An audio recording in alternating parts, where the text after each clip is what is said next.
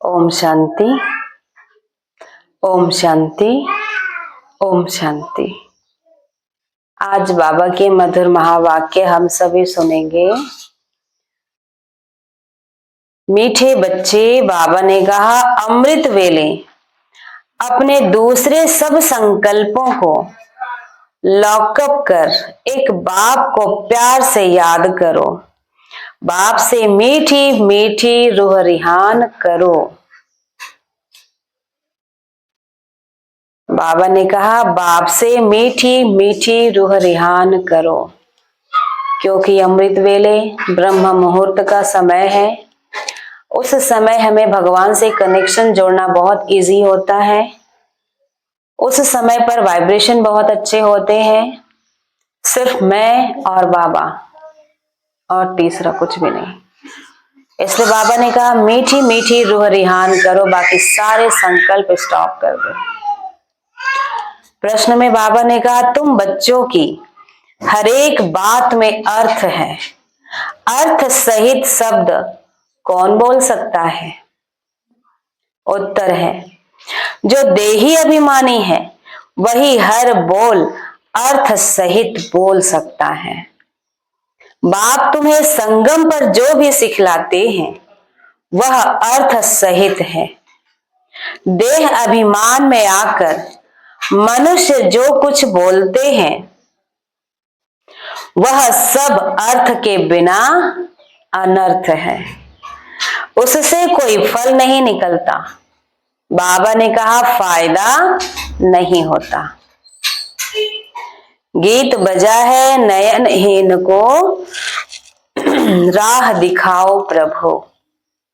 नयनहीन अर्थात बुद्धि से नयनहीन, बुद्धि रूपी आंखें बंद हो गई है, अर्थात निर्णय शक्ति, परखने की शक्ति नहीं है। तो बुद्धि रूपी नेत्र से हमको पहचानना है भगवान को, और उससे जो भी प्राप्तियां हो रही है उनका हमें फायदा लेना है, अपना हमारे जीवन को आगे बढ़ाना है।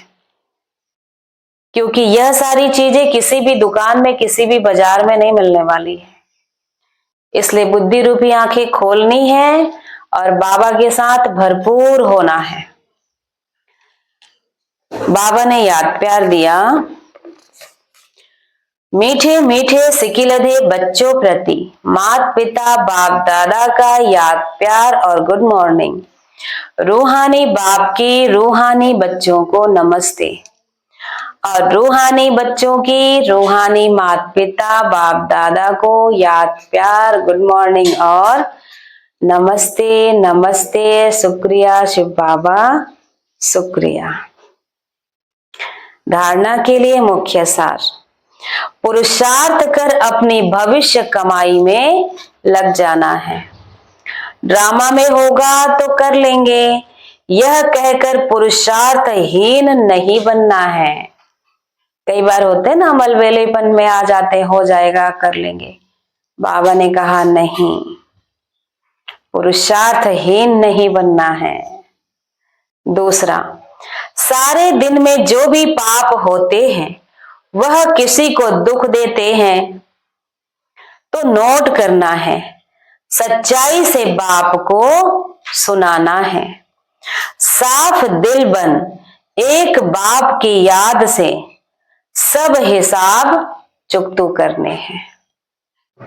साफ दिल बन एक बाप की याद से सब हिसाब चुकतू करने हैं। वरदान दिया बाबा ने, ताज और तख्त को सदा कायम रखने वाले निरंतर स्वतः योगी भव। ताज और तख्त को सदा कायम रखने वाले निरंतर स्वतः योगी भव।